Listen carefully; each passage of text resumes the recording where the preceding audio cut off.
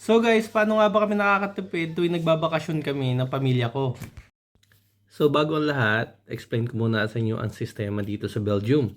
So dito sa Belgium, pag may trabaho ka, kahit anong klaseng trabaho yan, kahit mataas ang posisyon mo or kahit pinakamababang posisyon, that doesn't matter. Kahit tagalinis ka lang ng kalye or taga-basurero ka, that doesn't matter. You have rights for a vacation money. So pag nagtrabaho ka this year, next year may matatanggap kang vacation money whatsoever pa yan trabaho mo. Basta registered yan trabaho mo at legal, may matatanggap kang vacation money. And also, dito sa Belgium, you have rights also for 21 days vacation day. And actually, obliged kang kuhanin yung 21 days vacation day in that year. Kasi pag hindi mo siya kinuha, kailangan mong isole yung vacation money na natanggap mo. So, pag nag-request ka ng vacation day sa work mo, obliged din silang ibigay yun sa'yo. And also, it's very important na pag mag-a-ask ka ng vacation day sa work mo is in advance. Talagang bibigyan mo ng time na makapag-adjust yung work mo, na may pumalit sa pwesto mo or gagawa ng trabaho mo, the time na wala ka dun sa the time kung kailan ka nag-ask ng vacation day. So sa palagi ko, ganyan ang patakaran dito para hindi ma-burnout ang mga tao. And also, para din hindi ma-abuse na tuloy-tuloy magtrabaho ang mga tao. Kaya, ino-oblige yung mga tao dito na magbakasyon. Kung hindi kayo magbabakasyon, kailangan yung isoli yung pera na matatanggap nyo as vacation money.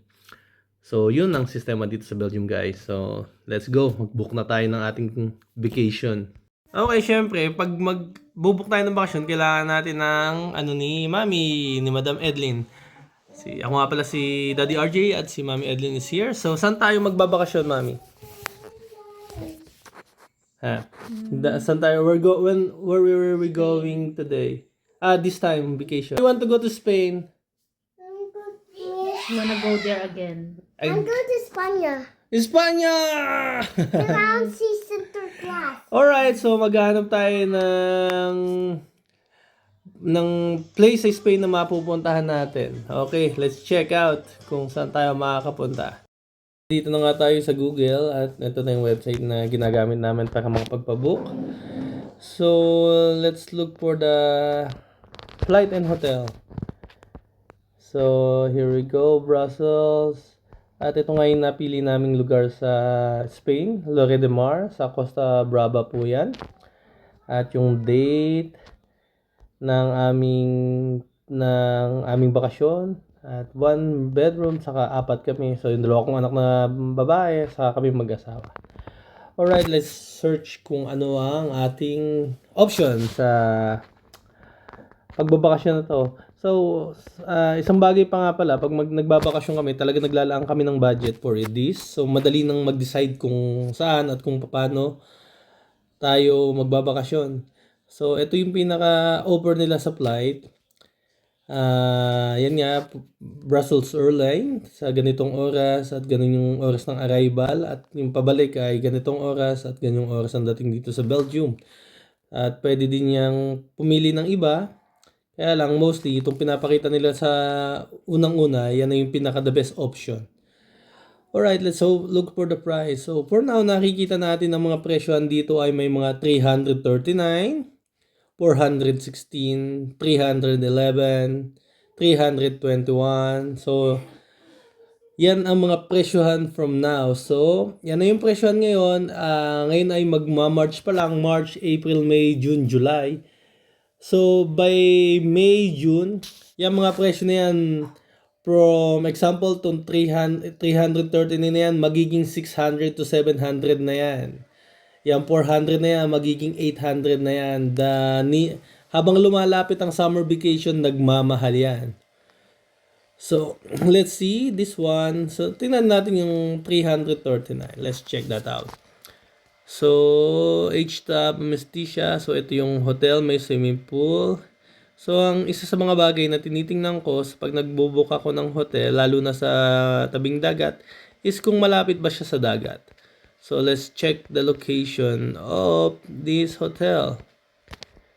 Asan ba yung address? Oops, sim. Alright, so, okay, malapit lang siya. Nandito siya sa inside. So, yan po yung Lloret de Mar. Yan po yung beach niya. So, nasa kabilang side siya. Nasa left side siya. At itong malaking, mas mahabang beach na yan, yun yung pinaka-center. Alright, it's not bad. The location is not bad. Nasa loob siya nung mga small town. So, malapit lang din sa beach. So, we'll see that. Pero may mas namataan akong isa na hotel. Well, namataan namin mag-asawa. So, let's go back. Not this one. Itong Guitar Central Park. Yan. So, 311. Okay. So, tingin namin, kasi nga, nag-search na din kami kanina, tingin namin this is ideal para sa mga bata. Mag-i-enjoy talaga sila gawa ng swimming pool. Maganda yung swimming pool. Ayan yung building niya. Okay. Tapos, ito yung dining room, buffet. Okay. That's not bad. Tapos may mga playground, etc. Alright, then let's search. So, yung 311, offer nila ay breakfast lang ang included. Nakita yung naka-point €0. Breakfast lang ang included. Ang ginagawa namin lagi, pag nagbabakasyon kami, is we take the half pension. Half pension means meron kang breakfast and dinner. So, pag nag-take kami ng half pension, madadagdagan ng €9 per person yung bill namin.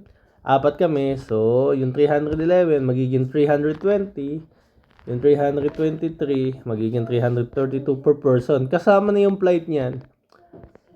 So, ang difference ng room, itong 320 ay isang room lang siya, magkakasama kaming apat.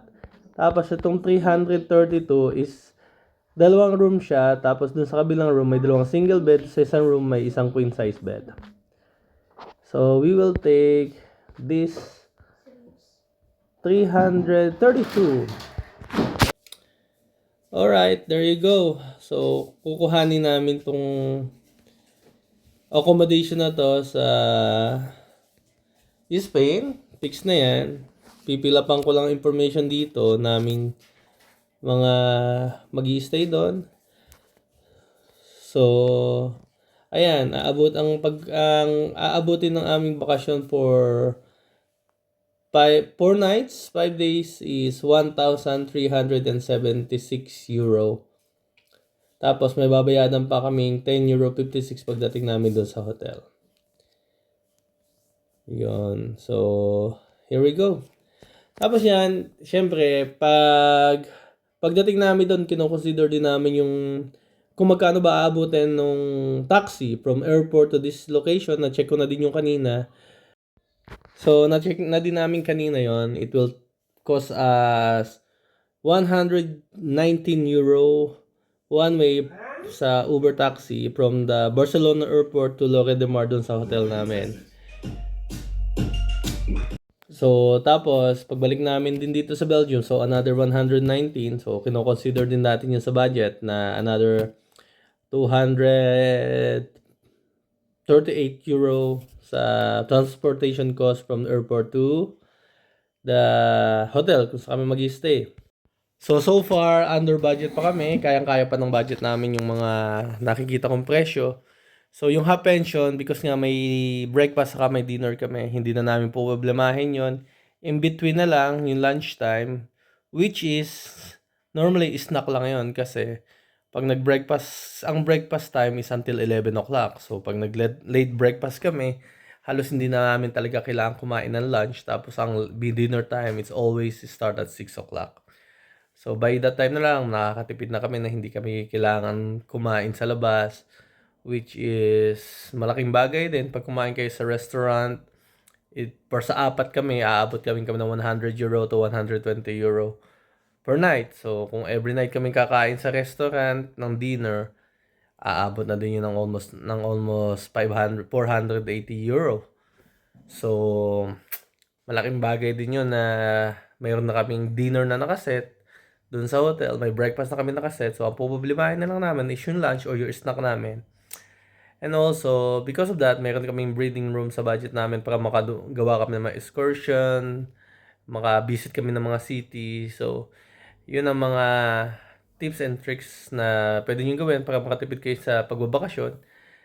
So, yun nga guys, ang mga tip natin sa pagbabakasyon para makatipid is planning, early booking, and do some research. Sa mga ganyang bagay, malaki ang matitipid nyo at ma-enjoy nyo pa ang vacation nyo. So guys, again, this is Daddy RJ and this is Sirdis Family sa YouTube. So hope you like this video. Please hit that like button and subscribe to support our YouTube page. So maraming salamat po sa pagpanood at napagtiyagaan nyo hanggang dito nanonood pa din kayo. So maraming salamat sa you guys sa aming next video and also of course sa vacation namin sa Spain, Lloret de Mar. See you guys. Bye-bye.